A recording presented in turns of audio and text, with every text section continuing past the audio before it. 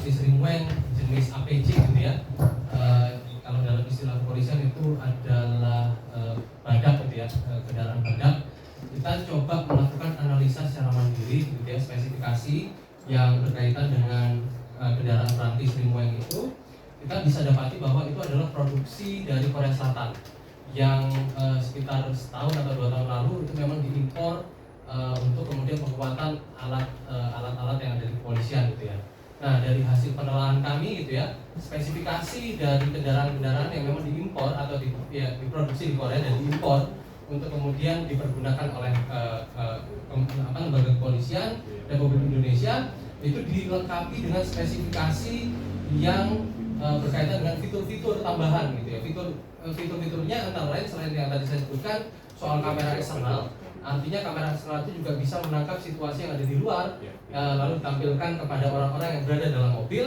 Juga ada lampu rotator, sirine, dan juga pengarah suara, yang itu juga bisa menjadi semacam mekanisme untuk memberikan aba-aba atau peringatan sebenarnya kepada masyarakat. Tapi anehnya dalam konteks kemarin proses pelindasan Afan gitu ya, dan juga upaya untuk melakukan penguraian massa di sekitar area Pejompongan itu kami tidak melihat penggunaan pengeras suara itu digunakan. Artinya kan ini memang ada sesuatu yang sifatnya disengaja gitu ya.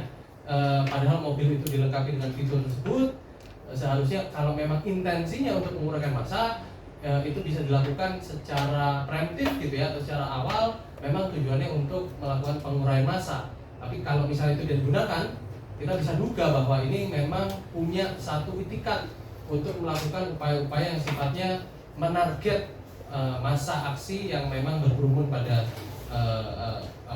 upaya-upaya unjuk rasa gitu ya. Jadi kami peroleh itu dari analisa secara mandiri, Mas Yomal, terkait dengan fitur-fitur yang dilengkapi dalam mobil jenis ASPF gitu ya, 4x4 atau Armored Security Patrol Vehicle. Lalu kemudian menyambung dari pertanyaan Mas Yomal juga, pertanyaan terakhir itu soal sikap Kompolnas gitu ya. Ya ini yang sebenarnya kami di Koalisi Masyarakat Sipil juga menyayangkan kenapa kemudian Kompolnas itu terus-menerus seolah-olah bertindak sebagai juru bicara dari kepolisian, alih-alih kemudian melaksanakan fungsi dan tugasnya sebagai pengawas fungsional dari lembaga kepolisian. Kalau kita lihat kan tadi sudah dijelaskan juga sama Mas Arief secara kesimpulan bahwa ini proses yang berulang. Tapi kami melihat juga ada juga proses berulang dari respon Kompolnas terhadap sejumlah tindakan-tindakan eksesif atau berlebihan dilakukan oleh kepolisian.